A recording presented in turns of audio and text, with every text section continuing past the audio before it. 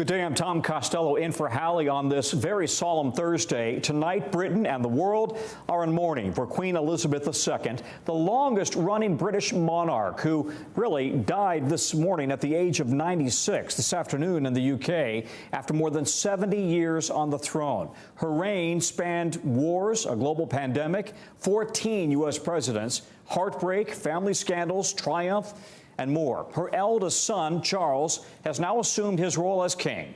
In a statement, he writes his mother's death is a moment of great sadness for his family and for the world, calling her a cherished sovereign and a much-loved mother. You're looking at live pictures right now out of Buckingham Palace in London, crowds gathering in the rain to leave flowers and pay their respects. In addition, outside of Windsor Castle, we see also Brits lining up to pay their respects, leaving candles and flowers as they remember her as an icon. Let's listen in. And we've all known just one queen. She's the person we've always looked up to. Somehow, it's just a sad day. Just a very, very sad day. An icon, really, isn't she? You know, and like I said, there'll never be anybody like her ever again that will serve so long. It's quite upsetting, really. You know, just that feeling in your stomach, you don't really know what to say. She led this country with great reverence and duty and respect and honor, and I just don't know if that would be another. You know, she presided over a very important time for this country, and you know, history will judge her however they do. But you know, she stuck at it for a while, and I think everyone can respect that. Flags across the country and the world lowered to half-staff, and you can see the British flag above Buckingham Palace also on your screen there. Here, the American flag lowered in D.C. at the White House and also at the U.S. Capitol. This sign in front of the Buckingham Palace sharing the news, saying the Queen died peacefully at Balmoral this afternoon. That's in Scotland. People there gathering since early this morning where concerns about the Queen's health were first raised. She passed away at Balmoral Castle in Scotland, where she spent her summers. Her children and grandchildren all rushing to her side to be with her in her final moments. The royal website went dark soon after the announcement with a black background photo of the late monarch. The site reading, "It is temporarily unavailable while appropriate changes are made." The BBC broke into programming to make the announcement, then played the national anthem, something they've been rehearsing literally for decades. Here's how that looked and sounded as the news broke this afternoon.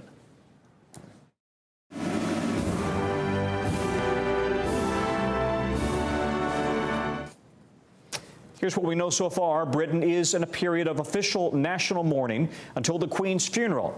King Charles and the Queen consort Camilla will remain at Balmoral this evening. They'll return to London tomorrow. The plans for the next 10 culminating in her funeral are still being codenamed London Bridge. NBC's Keir Simmons takes a look back now at Queen Elizabeth's historic reign. Queen Elizabeth II, Great Britain's longest-serving monarch, died after living a life dedicated to duty. Born in 1926, the third grandchild of King George V, Elizabeth would guide the nation and its monarchy through historic challenges. During the Blitz, the royal family stayed in London, despite the nightly bombing raids from Nazi Germany. To the people of Britain, there was this message from their future queen. We know, every one of us, that in the end all will be well, for God will care for us and give us victory and peace. That speech sealed a special relationship with her future subjects. Westminster Abbey, 1953, the first time TV cameras were allowed inside to record a coronation. The celebration was seen worldwide. And Elizabeth's reign would be felt worldwide. She was the most widely travelled monarch in history. She helped transform Britain's empire, easing former colonies into states, and all that while balancing motherhood and monarchy, 3 sons and a daughter. The pomp was there, but circumstances changed. For the first time, the Queen opened the royal family to the public eye. She encouraged her children to live lives beyond the palace walls. In some ways, the royal family appeared just like the rest of us, vulnerable. There was divorce and reconciliation, Her son, Prince Andrew, mired in accusations of sexual misconduct. But the tragedy of Princess Diana was an especially dark moment for the royal family. Her fairy tale romance and marriage ended in scandal with a messy divorce and then death. Diana killed in a traffic accident in Paris. The royal family grieved privately, but there was growing anger in Britain that the monarchy was out of touch, detached and aloof. The Queen quickly returned to London from her vacation home to pay tribute to Diana and face a challenge to modernise the monarchy. I, for one, believe there are lessons to be drawn from her life and from the extraordinary and moving reaction to her death. Queen Elizabeth set out to change the face of monarchy. It would be more open, compassionate, in touch with a changing British public. Institutions, which in turn must continue to evolve if they are to provide effective beacons of trust and unity. She embraced many changes, including the marriage of her grandson, Prince William, to commoner Kate Middleton. And Prince Harry to the American actress, Meghan Markle. She celebrated the birth of great-grandchildren, including Prince George, third in line to the throne. In 2021, her beloved husband of 7 decades, Prince Philip, died. In her words, he was her strength and stay. But Queen Elizabeth continued to inspire people around the world. During the COVID pandemic, her words helped everyone to keep calm and carry on. This time we join with all nations across the globe in a common endeavour, using the great advances of science and our instinctive compassion to heal. We will succeed, and that success will belong to every one of us. She was the longest reigning British monarch in history, on the throne for more than 70 years. Her Platinum Jubilee celebrated with a military parade. Beacons lit across the world. I keep mine in here. A surprise appearance from Paddington Bear. And over 10 million people across Britain gathering for street parties to honour their one and only Queen. The Jubilee concluded with a final wave from Queen Elizabeth from the balcony of Buckingham Palace. She was joined by 3 future kings, Prince Charles, Prince William and Prince George. The crowds cheering for Queen Elizabeth II, a monarch for the ages. And Keir Simmons is at Buckingham Palace right now in London. We've also got Katie Nicholl, the author of New Royals and royal editor at Vanity Fair, joining us at this hour. Keir, from the moment this news broke earlier today, people started gathering around Buckingham Palace just as they did when Diana died some 25 years ago. Talk about the gravity of the news right now in Britain and across the world, and what's it like where you are? Yeah, they still are here, Tom. It's 10 in the evening. It's pouring with rain. People have come here. You know this city well. There aren't homes in this district. It's a royal area. Anyone who's been to London knows the front of Buckingham Palace well, the world-famous Mall. People have made the effort to come here, but of course, so many taking the view. And you probably can't hear, but it's quiet, and then there are cheers and applause as the crowd celebrates the Queen together, as well as mourns her. These folks, they've come here, but then again, of course, a few hours to pay respects to a woman who gave her life is nothing really. And I think that is honestly the sentiment. It is stunning. It kind of is hard to put into words, Tom, to stand here in front of that world-famous Buckingham Palace balcony and think about that the Queen just a few months ago, just this year, was standing there with more crowds out here to celebrate 70 years on the throne. And that sense that one always has when a relative passes, an elderly relative even, that it just all seems to have happened so quickly. And then that picture, that photograph of the Queen with the new Prime Minister just 2 days ago, extraordinary duty, her absolute commitment to service encapsulated in that picture. Just think about the effort that it must have taken for her to haul herself up with a walking stick and do her constitutional duty to appoint the next Prime Minister, and just days later she was dead.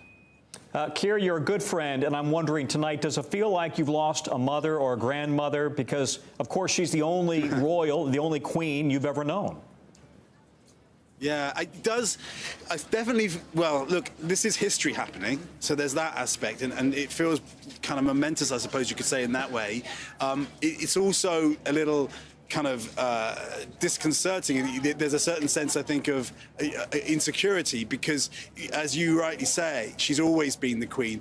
Constitutional figure, but also cultural icon. And I think for that reason, people around the world will have that same feeling. It's that feeling, isn't it, when moments happen where everyone says, where were you when?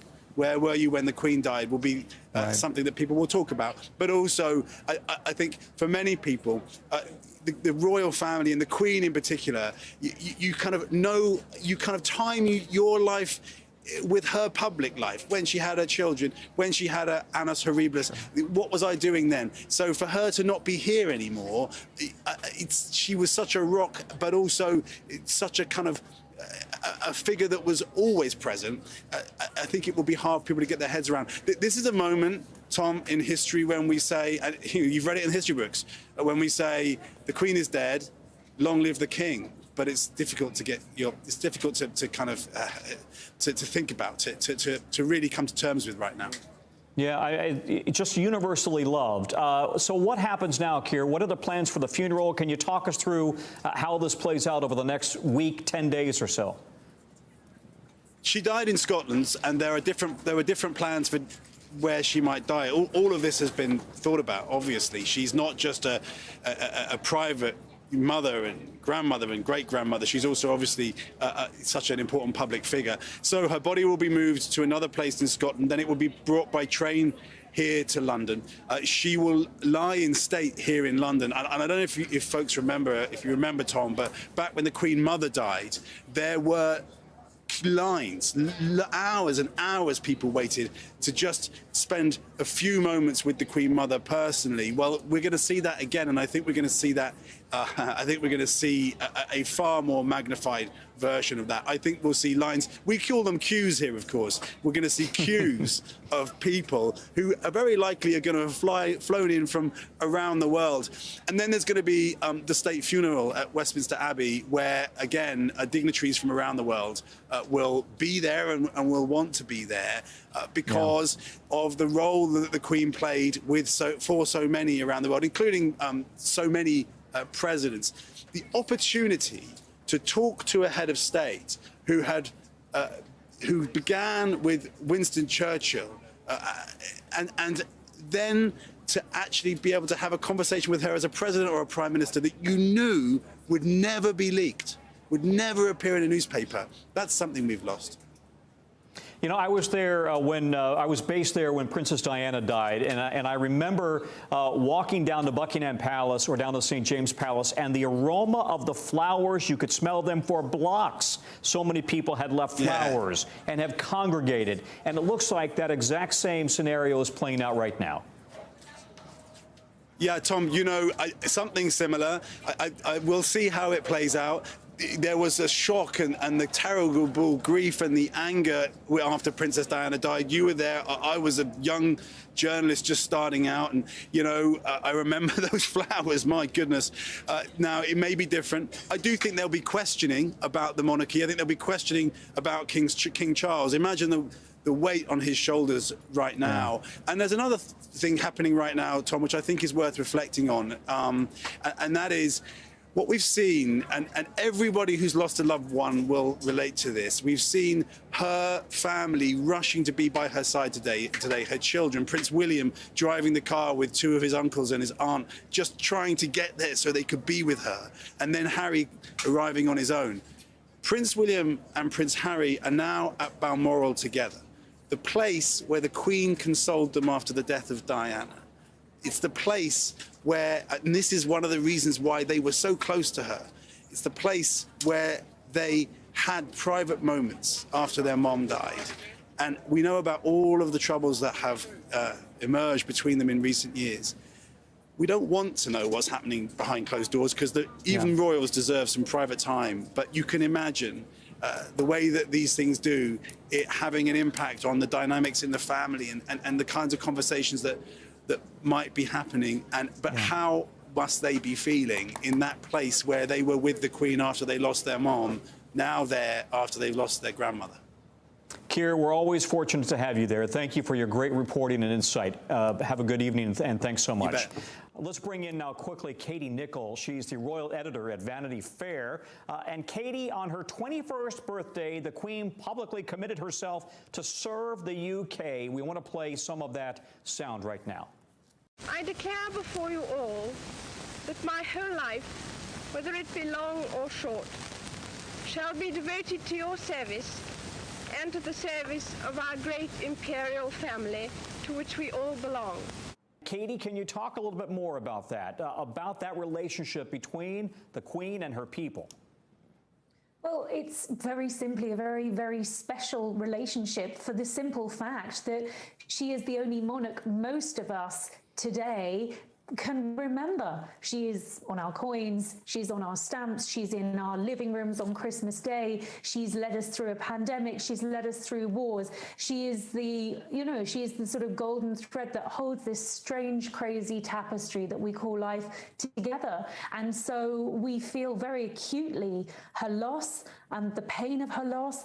I mean, I suppose we shouldn't be too surprised, should we, that at the age of 96 and clearly with health issues that we have lost our record-breaking monarch. But I think so fresh in people's minds are those wonderful celebrations for the Platinum Jubilee, where we saw the country come together for that 4 days of celebration to mark the Queen's reign. That is why they are outside Buckingham Palace tonight. Sure. That is why people are gathering up at Scotland as well, because they feel a sense of belonging and they feel a great sense of loss. And Katie, I've heard from monarchists and those who are opposed to the monarchy all saying we loved her, that she transcended the monarchy and the divisions that the monarchy created. But right now, this is a fragile moment for Britain. You've got a cost of living crisis, a new prime minister taking over after a series of scandals involving the previous prime minister.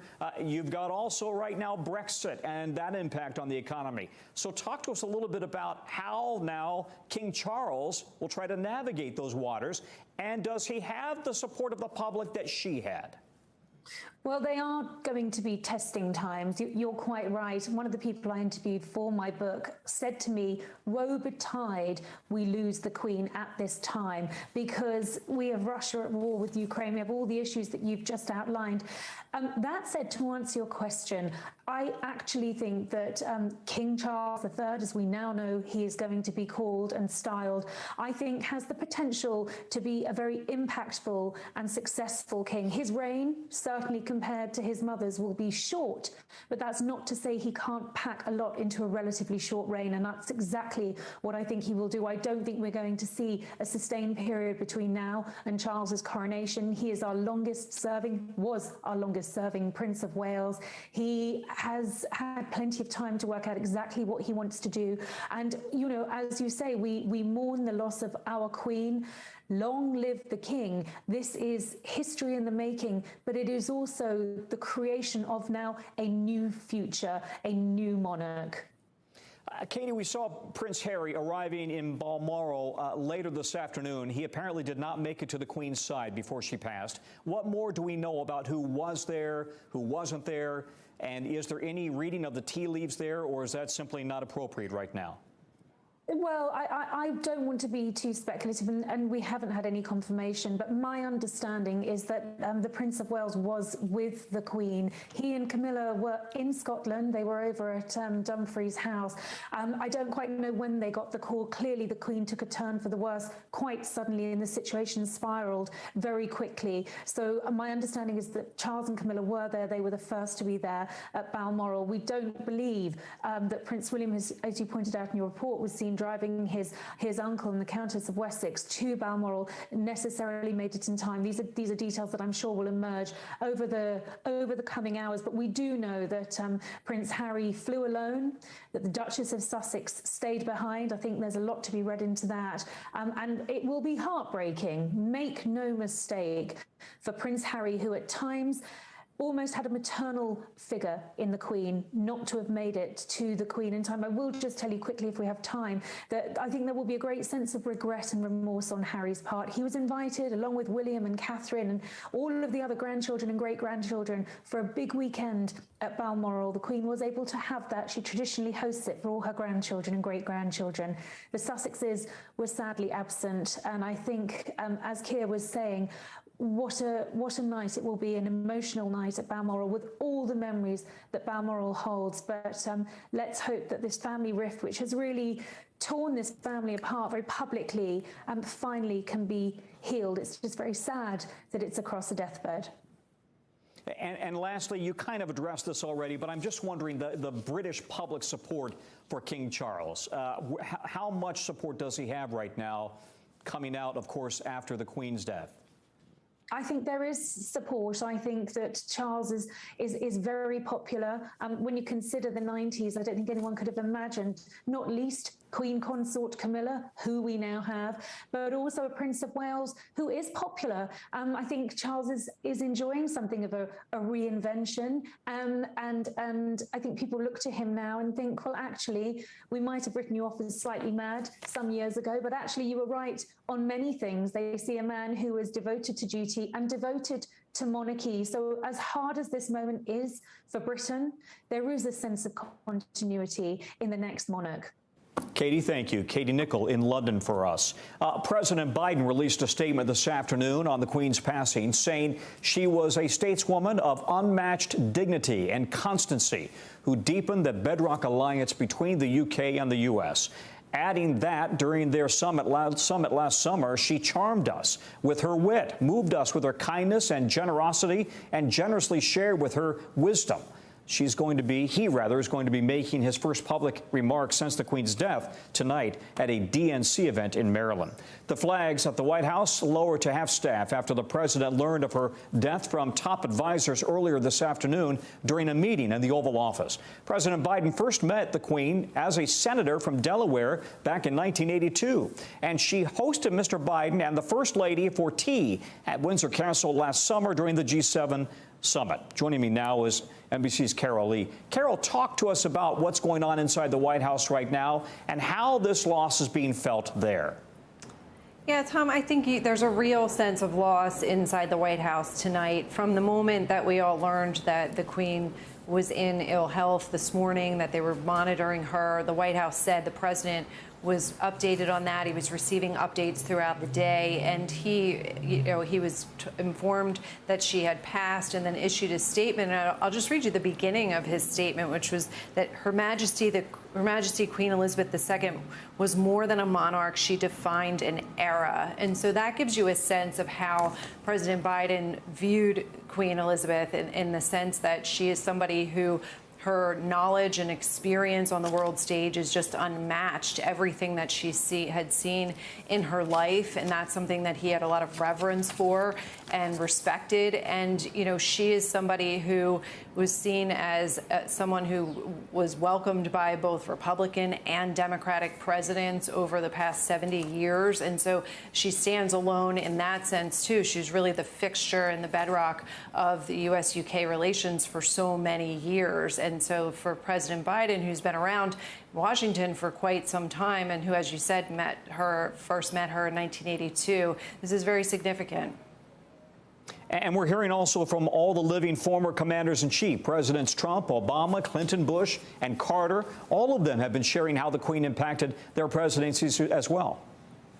Yeah, that's right. And they're all have the same sentiment, which is they're really respecting her leadership, praising her to public duty, to public service, and also her personal side, her wit, her charm, her sense of humor. I'll just read you some of what they said. You had former President Obama who talked about back when he was first entering the world stage that the Queen had welcomed him and First Lady Michelle Obama with open arms. We heard from former President Trump, who said there was no one like her and called her a grand and beautiful lady. Former President Bill Clinton was saying he was grateful for her kindness. Jimmy Carter saying, she was a real significant leader and praising her for her duty. And George W. Bush saying having tea with her and her corgis was one of the fondest memories of his presidency, and that is something that he will cherish, him and former First Lady Laura Bush. And so it's a testament to the position that the Queen had, that in an era of very deep political divides, you can hear the same sentiment across the Republican and Democratic presidents, and that's something that she managed to do in her role that really we don't see so much anymore. And one of the things that she also did is that, presidents would really look forward to meeting her. It was a rite of passage for a lot of presidents. I traveled with President Obama in 2011 to a state visit with her. And, he didn't love meeting with a lot of leaders, but he was genuinely excited about that. And so in that sense, when you hear President Biden say that, she defined an era, this is also the marking of an end of an era, in that he will be the last president who got to do that and who met with the Queen and had that honor. And so I think that weighs on him, too, tonight. One of those stories from that Obama visit was that, I forgot if it was the president or Mrs. Obama, gently, politely kind of touched her back as if to allow her to go forward. And they said, no, you don't touch the Queen's back. You don't touch the Queen, yeah. What do we know about whether the president will be attending the funeral? It's a big question, and it's one that the White House is not answering as of now. Earlier today, the White House press secretary said it's not the time to make that decision. It's, Tom, this is the kind of funeral that you could see a president, sitting president of the United States, attending. I've traveled with presidents for funerals, and this is definitely one that you could envision President Biden wanting to attend. It's something that will likely draw a number of leaders from across the world, both current and former. But right now, tonight, the White House is not saying anything about that. And it's America's allegedly or a closest ally next to Canada, I think. Carol Lee, thank you very much. All right, around the world, tributes are coming in from both current and former world leaders. The Pope says he is deeply saddened to learn of her death, offering his heartfelt condolences. Ukrainian President Zelensky says, quote, "We extend our sincere condolences to the royal family, the UK, and the entire Commonwealth." President Macron of France calling her a friend of France, a kind-hearted queen who has left a lasting impression on her country and the century.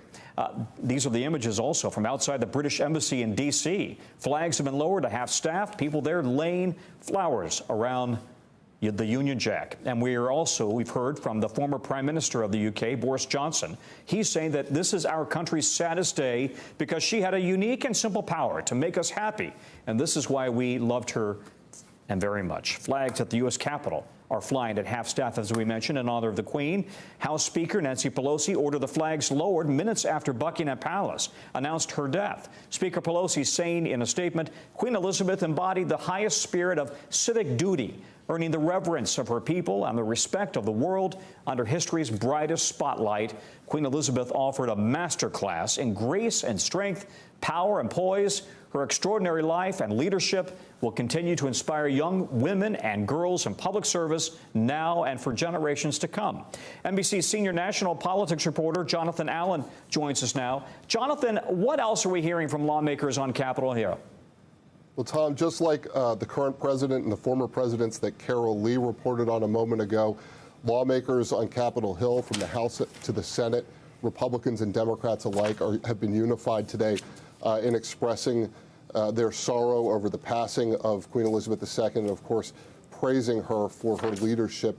We heard from Senate Majority Leader Chuck Schumer, who took to the Senate floor today to reflect on that leadership.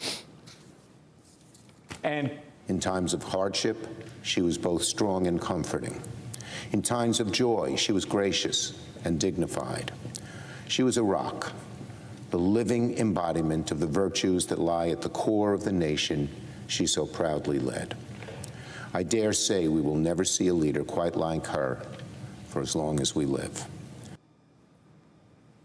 And that was Chuck Schumer, but it was across the aisle, as I said. Senate Minority Leader Mitch McConnell also praised her. One of the few things that can bring Democrats and Republicans together in this country, as we've seen today, is their respect for the late Queen Elizabeth. Who would have thought it would be a British monarch who would bring both parties together again in sympathy? But Queen Elizabeth made history. This time in praise instead of in war, Tom. That's exactly right. Queen Elizabeth, though, she made history back in 1991 when she became the first British monarch to address Congress. And as you mentioned, Chuck Schumer, now the Senate Majority Leader, he was a congressman back then. Nancy Pelosi, in her first, make it her second full term, I think, representing California, right?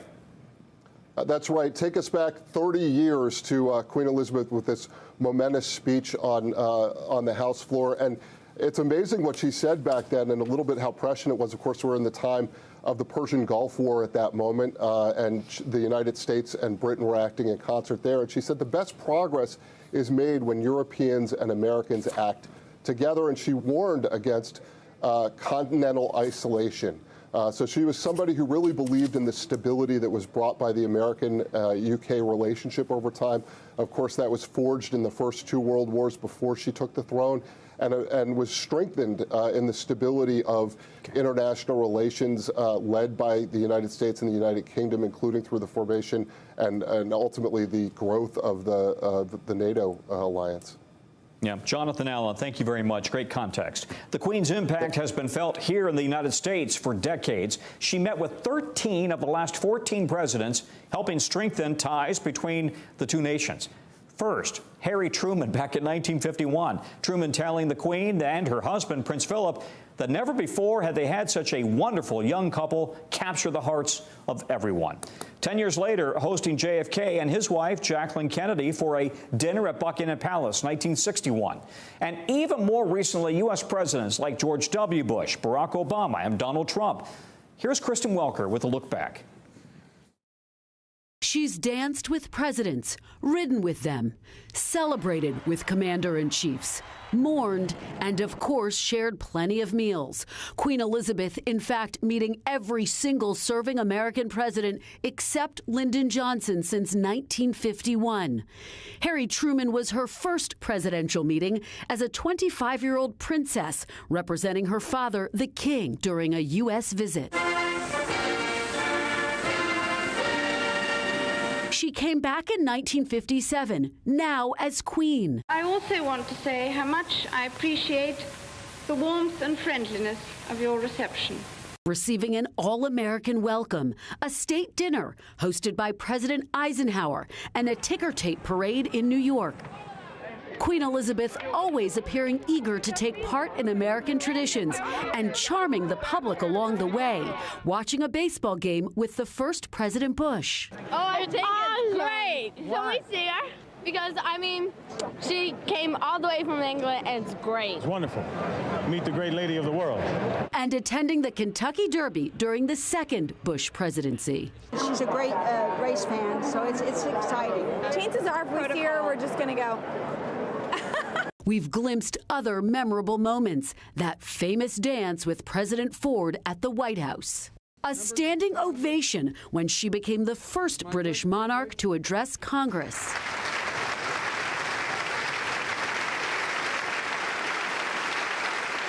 And President Reagan laughing as the Queen cracked jokes at a state dinner in San Francisco. I knew before we came that we had exported many of our traditions to the United States, but I had not realized before that weather was one of them.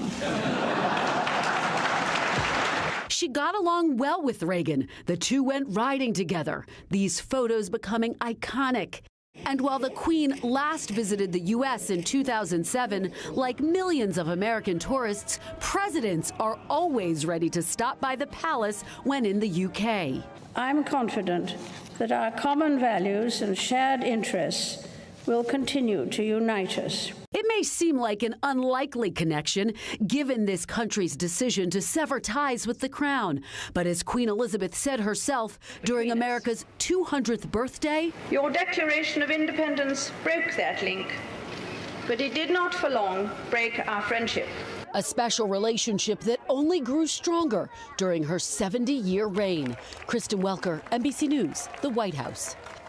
All right, let's get into that. We have now presidential historian Michael Beschloss. Michael, the Queen's death is having a ripple effect here in the United States. A lot of people are fascinated with the monarchy, even though, as Kristen mentioned, we split from Great Britain to become an independent nation. So why do you think that we are still so connected to or have these emotional ties to the monarchy? Well, I think one reason is really the person who is queen, because I've been trying to think about this, Tom, today, and tell me if you think this doesn't sound right to you. Here's someone who was queen for 70 years. Before that, she was a princess. And we have a tendency, it's just human nature, to think that, things that happen in history were sort of inevitable. But look at what she was. She's someone who was born in the 1920s she didn't expect to become queen. Her father was the brother of the future king, not the future king. Suddenly, in the 1930s, the king abdicates, her father becomes king, and she's suddenly in the line of succession. She becomes queen unexpectedly, suddenly, in 1952, after her father's premature death. She didn't have an elaborate education, yet despite all this, for 70 years, she is very shrewd and wise, gives, by all accounts, good advice to British prime ministers, beginning with Winston Churchill. Same thing with American presidents. Rarely puts a foot wrong in public and stays relevant from the time of Great Depression and World War II all the way to the time of Joe Biden and COVID and an economy that is unpredictable, the time that we're living in. That was not just by accident. This was an extraordinary person. England was lucky to have her, and more than that, the United States and the world, we were lucky to have her. You know, when I was living in London, a senior citizen in the UK said to me, I just don't know how you folks live in America without the royal family, without a monarch. And I thought, well, maybe, in fact, we kind of just borrow yours. I mean, America has still had this love affair with, really, I think you could go all the way back to Queen Victoria in terms of its looking for and watching what the monarch does. Totally true. You know, our ancestors, I mean, my ancestors did not fight in the Revolution, but we as Americans. Our ancestors fought to get free of a system where there were kings and queens. So therefore, both chief of state, which is sort of the monarchical role, and also divisive sort of prime minister, those things are both in a president of the United States. And so as a result, we don't have someone like the Queen, or now the future king, or now King Charles III, who is above politics, who has a sense of history. You know, the Queen could go to someone like President Nixon and say, well, you know, I spoke to Winston Churchill and he told me. Or I spoke to Eleanor Roosevelt, this is what she told me. Or I remember how hard it was for England to get on its feet after World War II. That's a huge amount of historical continuity in one person. We don't have anyone like that in our system. You and I, Tom, we don't want a monarch who tells us what to do, but it would be nice probably in some way to have a chief of state who does provide that kind of role. Who represents the continuity of the country, right. And that's what she represents, right? She wasn't the final authority on anything, but she represented the continuity of 1,000 years of history, and we don't have that necessarily. We do not. And any president of the United States or any British prime minister who went in to seek her advice, and they really did, you know, and that was dependent on her being the person she was. If another kind of person had been queen during this period, they might have gone through the motions, but they wouldn't have really wanted to know what she had to say. In this case, by all accounts, people really did. And a big part of that was that she was above all this. I know you are a U.S. presidential historian, but let me just ask you, you know, she was, of course, the monarch for the entire Commonwealth, and a lot of those countries have aggressively moved to distance themselves from the monarchy. And I'm wondering, what now? If she was the last glue holding them in line, if you will, are they going to increasingly want to distance themselves under King Charles? Any feel for that? It depends on the performance of King Charles, and that remains to be seen. And that shows how extraordinary his mother was, because You know, she began her time as queen at the time that England still had, you know, there was still a British Empire, and it meant something, and it still went around the world. She was able to bridge the time where England gave up its colonies and many Commonwealth countries did begin to separate, and she was still relevant in 2022. That is a real feat. It is rare in history that we see someone who can do that. Well, it's also interesting because, listen, Britain was not always this benevolent, Certainly not. empire. I mean, they were at times brutal to their colonies, not racist. Just, racist, not just the United States. And yet her personality overcame that, just as many of those countries were looking to move on. We're looking for their own independence. Yeah, and I would say, Tom, as you and I are trying to take a look at what she contributed to history, for better or worse, I think without a different kind of person as queen, without a more as adept a leader as she was, I think that the rush of Commonwealth countries away from England might have been quicker and might have been more antagonistic to England than it was. She really provided a sort of an umbrella of healing that caused that to happen in a much more stately way. Yeah, fascinating. All right, now this is also likely to be the last female to be in that role, to be a monarch, perhaps for the next, the next generation or two. We know we've got Charles, then we probably have William, and then we'll have his son. So we may be looking at 100 years or so until there is an opportunity for another woman on the throne in the UK. I think that's true, and that's why it's all the more important to look back at the historical legacy of Queen Elizabeth II, even though she's only just left us today, and said that at a time where there was huge discrimination against women, she was strong, she was lovely, she was compassionate, she was sympathetic, she was shrewd and wise, and she really provided a model, I think, for the leadership of women in a time when things have been changing. You know, and I also loved her comments in which when she spoke before Congress, and she said, despite the War of Independence, there's proof that we can still get along. We can move past that and get along. And we still have this unusual relationship. You know, we call it this special relationship with the UK, and I would argue it's the same with Canada. And the monarchy has kind of been the glue to some extent. So the question is, will it be as strong if we have a king who's not as popular, and if we have, you know, strain or tension between number 10 Downing Street and the White House? Really good point, Tom. And sometimes you only really appreciate leaders when they're gone. And we may be in a situation where 2 years from now, the job of being king for Charles III is so great and so difficult that we will say, you know, we really did not appreciate it, how talented Queen Elizabeth II was all the way up to the moment of her death. Michael, always fun to talk to you. Thank you. Michael Beschloss, who's an expert on all things with U.S. presidential history. And generations grew up with the Queen during her 70-year reign. Young people were among the mourners gathered today to mourn in London. They also celebrated her earlier this year during her Platinum Jubilee. Some young people even say it's hard to imagine the monarchy without Queen Elizabeth, and they kind of feel a sense of uncertainty about what's going to happen next. Let's bring in right now student Tom Fleming, who was born and raised in the UK, just outside of London. Tom, you're just 23 years old. What was your first reaction when you heard the news today that the Queen had passed? Yeah, hi, Tom. I was completely shocked to hear it, to be honest, because over where I am presently in Italy, it was not something that we were expecting at all. And then suddenly we hear at lunchtime today, as I'm sure you did too, from Buckingham Palace, the statement that she was unwell. And then suddenly it was all over, and the Queen had passed away. So just complete shock for everyone involved, really. And Tom, she was 96 years old, so in many ways her death was not unexpected. But how was she viewed by your generation? Was she viewed as the relic of an older era, or as somebody who was still very much important to the continuity of your life and the country? Yeah, I think certainly the latter, you say, the continuity, the stability she brought to the country of Great Britain was something that we completely felt, even in the young generation. I know it's something that my mum felt as well throughout her lifetime. You know, the Queen's been around 70 years. That's, you know, true to my grandma's generation. She was in herself, the Queen, a bit of like the grandmother of the country. For people like me, she was someone who was always there and someone we celebrated as the image of Great Britain.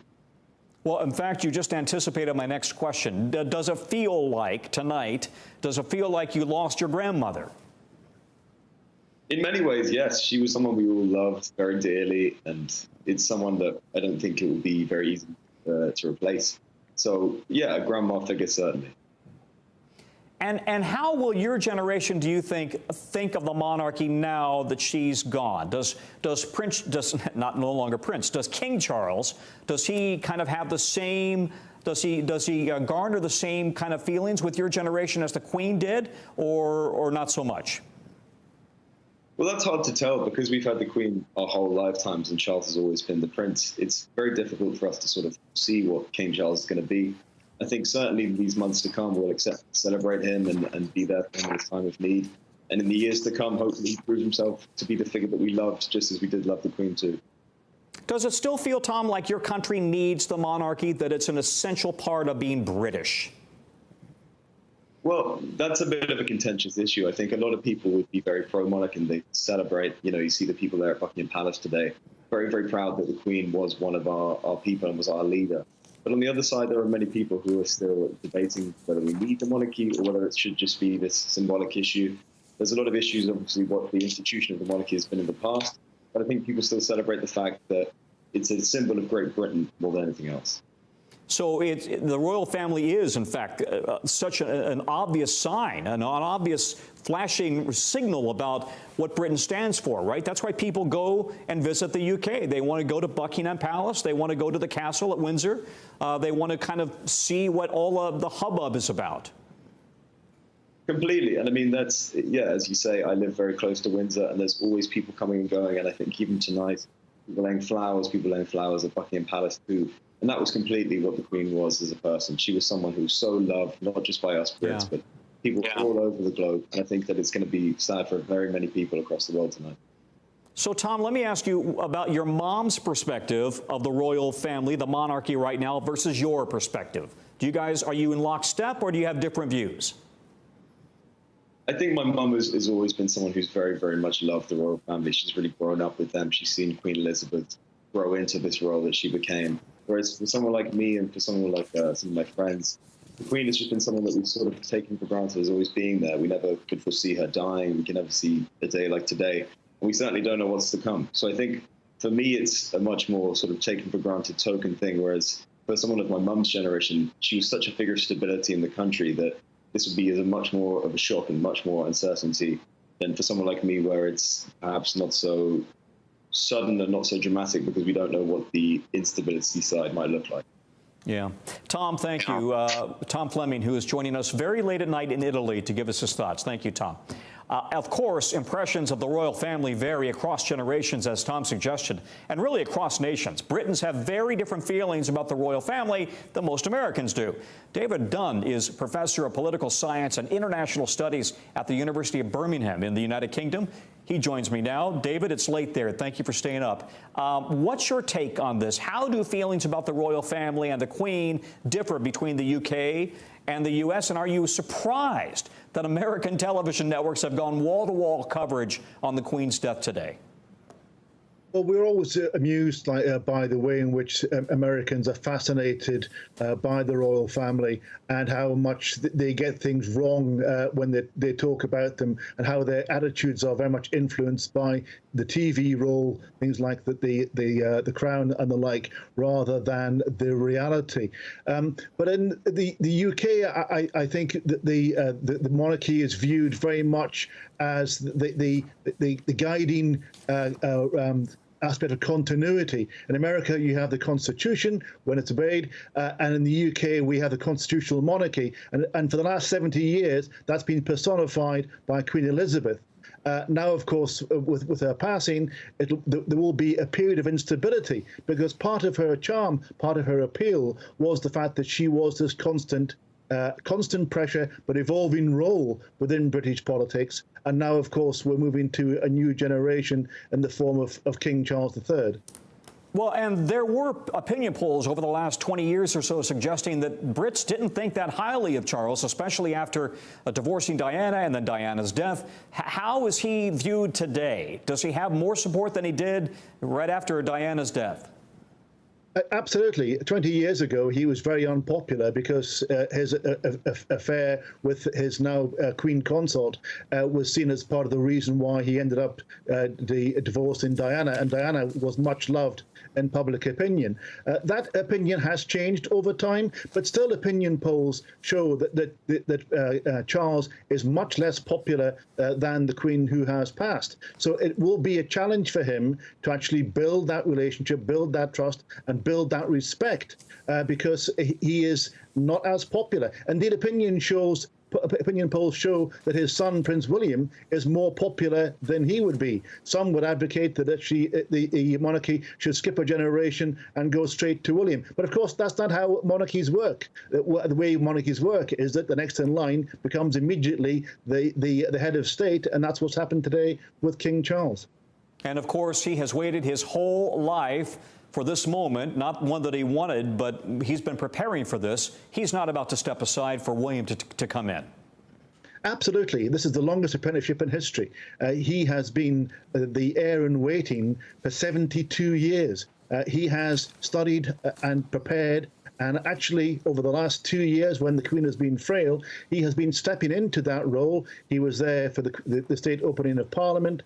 He read the Queen's speech on behalf of the monarch, of course, written by the Prime Minister. He has been taking on large parts of her royal duties gradually as she has become elderly and more frail into her 90s. So he has been easing into the job, a job that he very much wants and very much sees this as his right.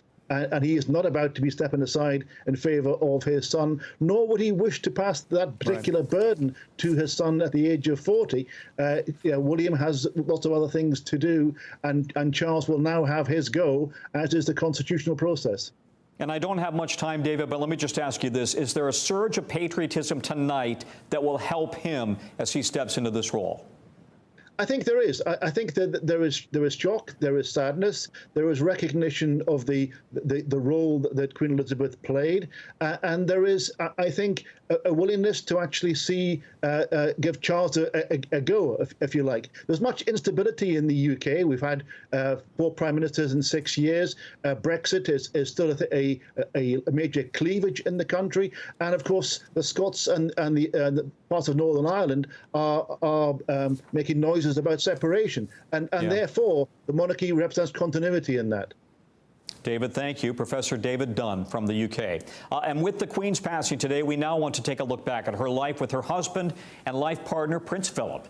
Their story is one that lasted over 7 decades through World War II, celebrations, tragedies, and they'll now be buried side by side in Windsor Castle's King George VI Chapel. Kelly Kobiea has more on their story.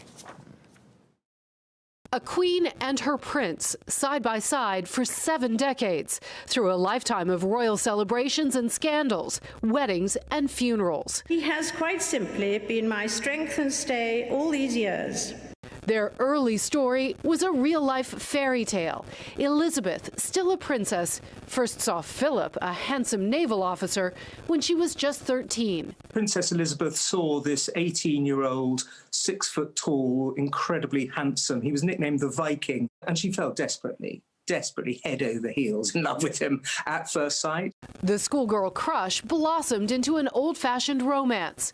World War II kept them apart, but they managed to stay in touch by mail. He was fighting on pretty much all the naval fronts. It was a correspondence love affair, really. They wrote letters to one another. In July 1947, Philip asked for the future Queen's hand in marriage. Just 4 months later, a historic wedding at Westminster Abbey.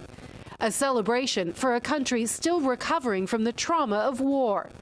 Princess Elizabeth became a naval officer's wife, living quietly in Malta, starting a family. That all changed when her father, King George, died, and the young Princess Elizabeth became queen.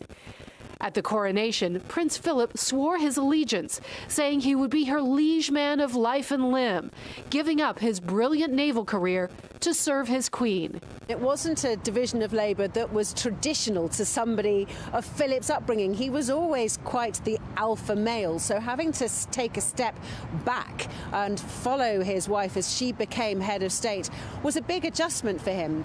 While the Queen looked after her nation, her people, and the Commonwealth, Philip was the patriarch, looking after the family, a devoted father and husband, admitting in a rare public moment it wasn't always easy. Tolerance is the one essential ingredient of any happy marriage. It may not be quite so important when things are going well, but it is absolutely vital when things get difficult. And you can take it from me that the Queen has the quality of tolerance and abundance. They were married for an incredible 73 years, united until Philip's death in April of 2021. The Queen, private in her grief, leaving a handwritten note on his casket. And as she had throughout her life, devoting herself to duty, keeping calm and carrying on. And just months after Philip's death, honoring his life's work. As the impact of the environment on human progress was a subject close to the heart of my dear late husband, if we fail to cope with this challenge, all the other problems will pale into insignificance. Queen Elizabeth will be buried with Prince Philip in Windsor Castle's King George VI Memorial Chapel, the two side by side again. NBC's Kelly Kobiella. We did want to tell you at the top of the hour that President Biden and Mrs. Biden have just arrived at the British Embassy here in Washington to pay their respects and offer their condolences. We will have more on this story throughout the evening on NBC News Now. For now, we will continue our coverage of Queen Elizabeth's death and the impact it's had here and around the world. Our coverage picking up right now with our colleagues at Sky News in London. Have a good night.